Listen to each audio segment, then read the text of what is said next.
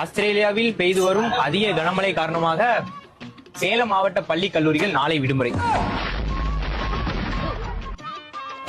நாசாவில் ஏவப்படும் S3 விண்கலம் கேரள வனப்பகுதியில் பத்திரமாக மீட்ட வனத்துறையினர். தெரியல. நாசாவில் ஏவப்படும் S3 விண்கலம் கேரள வனப்பகுதியில் பத்திரமாக மீட்ட வனத்துறையினர்.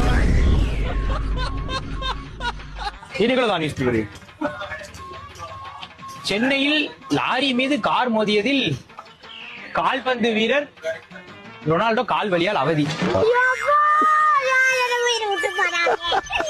தமிழகத்தில் பல பகுதிகளில் அடுத்த 3 நாட்கள் வெயில் அதிகரிப்பதால் ஆப்பிள் நிறுவனத்திற்கு 2 கோடி அபராதம் விதித்தது மத்திய அரசு.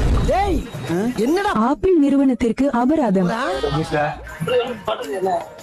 நீங்க புரியுதா? அப்படிதான் போட்டிருக்கு. ஐயாட்ட கொடுத்து வேலை வெட்டியே போயிட்டோம் அப்படின்னு சொல்லிடுறா.